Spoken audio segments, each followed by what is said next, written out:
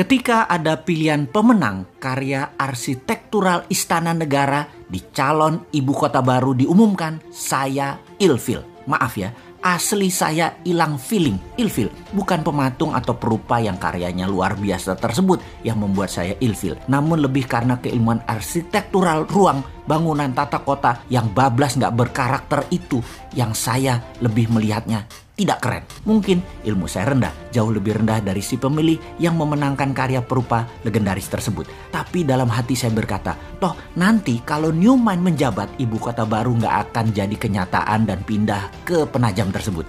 Terlalu mahal, tidak efisien, pemborosan, dan tidak berdampak dalam ekonomi makro dan mikro memindahkan pusat pemerintahan ke daerah baru yang virgin tersebut. Saking perawannya, sampai-sampai nggak ada sejarah napak tilas wilayah tersebut yang pas untuk storytelling ke anak cucu akan rencana ke depan pantas ibu kota pusat pemerintahan itu berada di lokasi Penajam tersebut. Kalaupun ada, perlu jangka yang sangat panjang. Bahkan banyak pengamat pertahanan yang berkomentar bahwa lokasi tersebut tidak memiliki kelayakan untuk dibuat ibu kota negara superpower. Menggeser pusat pemerintahan ke arah wilayah yang defenseless atau sulit dijaga karena banyak infrastruktur pertahanan dan keamanan yang belum siap, membuat berbahaya ibu kota berada di lokasi tersebut. Jadi pastinya karya arsitektural tadi nggak akan dilanjutkan oleh New Mind kalau nanti berkuasa. Bener deh, kalau hanya membangun komplek perkantoran mungkin desain tadi masuk. Namun membangun ibu kota, masa kayak membangun kota Alam Sutra, Serpong, BSD, Pantai Dakapuk,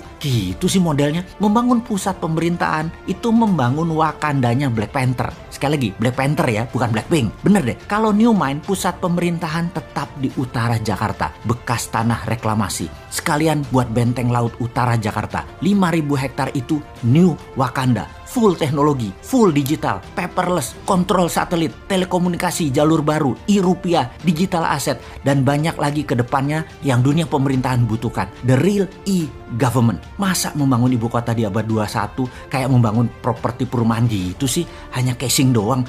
Malu-maluin aja nih bernegara kalau begini. Kembali ke lokasi Penajam. Apa yang kita lakukan oleh New Mind? Tetap dibangun dan pasti dibangun oleh New Mind, namun dijadikan seperti kota Seattle. Penajam akan jadi Seattle-nya Indonesia, yaitu pusat perekonomian high-tech. Kalau sahabat ke kota Seattle di Amerika, kota ini benar-benar by design. Pusat teknologi seperti Boeing, Starbucks, dan banyak lagi infrastruktur ekonomi mendukung kota tersebut. Strategi ibu kota ke Penajam jauh dibandingkan dengan strategi membangun kota Seattle. Nggak sedetail Seattle. Jadi nggak usah dilanjutin deh Penajam. Sementara Seattle tuh hanya kota loh, bukan pusat pemerintahan sebuah negara besar. Lalu New Mind bagaimana rencana untuk Penajam tengahnya Indonesia itu? Pertama, membangun pelabuhan laut dan bandara dengan 3 airstrip. Besarnya bandara tersebut adalah untuk 100 juta kapasitas penumpang per tahun. Kemudian swasta besar dunia dikasih fasilitas untuk membangun di sana tanpa pajak selama 25 tahun. Beri tax holiday di sana. Yakin pasti Disneyland akan membangun di sana. Universal Studio akan bangun di sana. Bangun pusat hiburan dan MICE di sana. Pusat kesehatan seperti di Penang, Malaysia dibangun di sana. Pusat kesehatan yang murah, efisien, dan dokter serta semua sarana kesehatan terbaik ada di sana. Semua warga tinggal di sana selama 10 tahun tidak bayar pajak di kota baru Penajam. Bisnis tidak bayar pajak selama 10 tahun. Apapun mulai dari yang kecil-kecil hingga pabrik mobil, pesawat terbang, pabrik kapal laut, dan lain sebagainya free tax.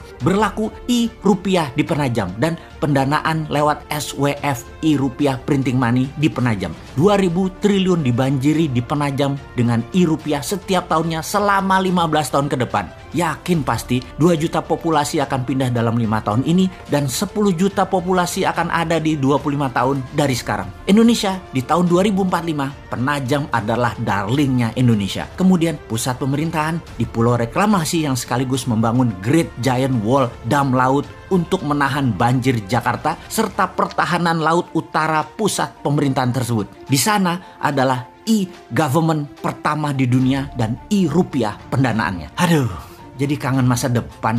2024 kok masih jauh ya.